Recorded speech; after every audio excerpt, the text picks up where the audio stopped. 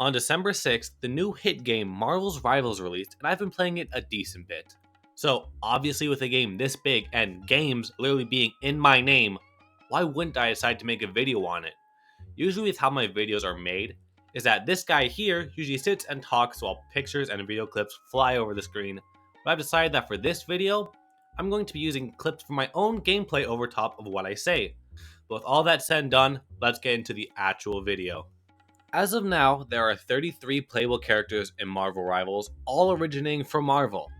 We have seen some really popular ones like Spider-Man, Captain America, and Iron Man, because those characters sell well. But we also have some more unheard characters like Cloak and Dagger, Magic, and my personal favorite, Jeff the Land Shark. Each character has their own set of abilities unique to their character, well, semi-unique. I'll talk more about that later. What this game has that most 6v6 or 5v5 shooters don't have is this unique thing called team-ups. When you pick two characters that have a connection in lore, like Spider-Man and Venom, they either gain a stat boost or a new ability. So it allows for some good team combos to work, but doesn't guarantee a win either. They just make for some good interaction and clips.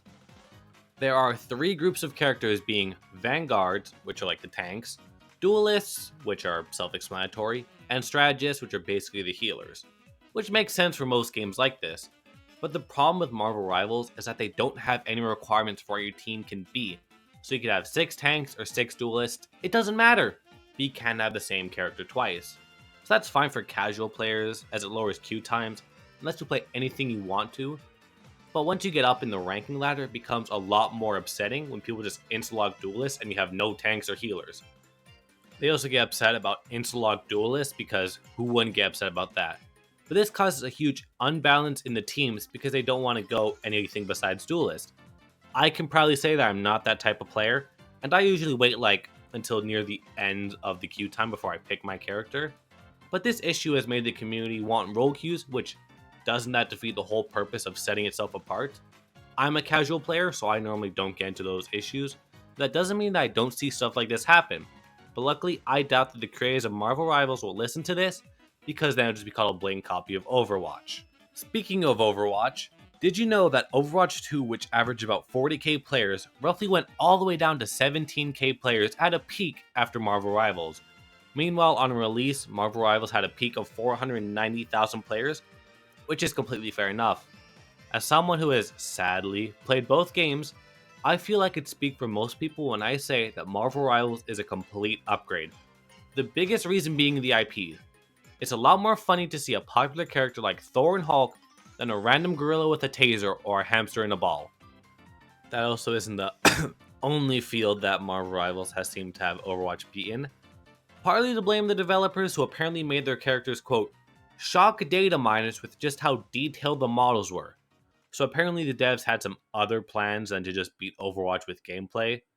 Sadly, the charts do back it up, but with some characters in the game like Squirrel Girl.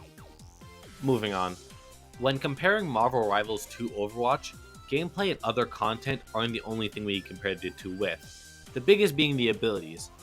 This goes back to when I said semi-unique, where yes, the characters are unique in game, when compared to any other game that came out first, some stuff is very close together. I'm not going to go over every single similarity between the two because that would take a while, and could also be a completely different video, but the main ones I can think of is Scarlet Witch with auto attacks and invisibility, same with Moira attack and invisibility, Venom swing and slam being very similar to Wrecking Ball swing and slam, Star-Lord ult and Soldier 76 ult both locking in onto enemies. You get the point. That doesn't mean that all abilities and ults were taken from one and moved to another. So let's look at my personal favorite character again, Jeff. His ult was basically meant to be a way to reposition teammates and enemies, but he also turned into a suicide bombing maniac. Basically it spawns a big circle and enemies and allies get swallowed up, but he can spit them out separately. Only thing is that if he falls off the map with the enemies still inside him, well, you can probably guess the rest. With a new game release, there's going to be a wave of complaints about characters and just how people play. Best example, if I see one more Iron Fist hit his full combo whilst me and Luna Snow in the backline are trying to survive, whilst the rest of the team ignores us, I might actually lose it. When I see a video of other people going through almost the exact same thing that I am, it makes me feel a lot better about the situation. The biggest complaint that I hear is that the characters are overpowered, which yeah, sure, whatever, but when every character is overpowered, none are. And that's exactly the thing about Marvel Rivals that has going on. The characters are all insanely broken, so in turn, they're all balanced. Obviously, some characters are going to be better than others, but I feel that should go without saying that that's how it should work. And obviously, people that complain about getting one shot by Hawkeye, who is meant to be a one shot character, they might just need to learn how the game works. Some of the best things about this game is that on release, to my knowledge, there are little to none game breaking bugs or glitches, which gets a big plus from me. There can be funny sometimes, but having very little on a game release is insanely good for the creators, which I expect nothing less from a game that's been in development for, I think, a couple years. We also get insane new mechanics with destructible terrain, which is so fun to use to your advantage. Sadly, the terrain does go back after a little bit, and you obviously can't destroy everything, but the stuff that you can do gets really good high ground, so it's still pretty good. So now that we've looked at the actual gameplay features, let's look more at the cosmetics and future updates that have been leaked. As of recording this, the Jeff the Shark Ice mode is out now, being very similar to Splatoon, but I didn't get any footage of that sadly, so you'll just have to take my word for it. They're also giving out a free Christmas skin, which is for Jeff the Land Shark, along with some other rewards. This is very nice since the game only came out very recently and they're already giving away free stuff. This might also be a good marketing strategy to keep the players playing the game, which if that's the case, props to them. Another good thing about having such a highly marketable characters in game is that you could use skins from either comics or shows or movies, which they seem to do a lot with their skins, but they also have some completely new and fresh styles. This stylistic choice of new and old keeps the game fresh but also gives players something that they're able to connect with. We also can see that with the leaks, a bunch of characters are getting added to the game. The ones that are basically confirmed are Ultron, who would be a healer, The Thing being a tank, then Mr. Fantastic, Human Torch, and Blade, all being DPSs, which those characters would be insanely fun to see in the game, and hopefully we don't have to wait that long for them.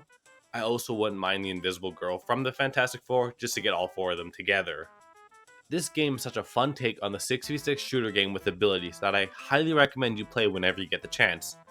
But one thing that I don't really like about this game is how they yell when they ult. The amount of times I hear again from Winter Soldier gives me PTSD because of how insane his ult is. To be honest, a lot of the ults are the characters yelling, so it can be very scary to hear an ult pop from across the map because you could hear what's happening and then you see your team dead in kill feed but you don't know what actually happened.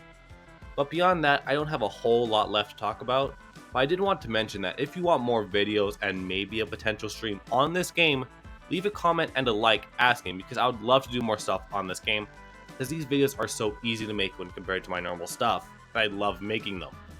Well, with all of that said and done, make sure you like and subscribe, and I really hope you enjoyed this video. I hope that I at least piqued your interest about this game with this video, and with that, I'll see you in the next one.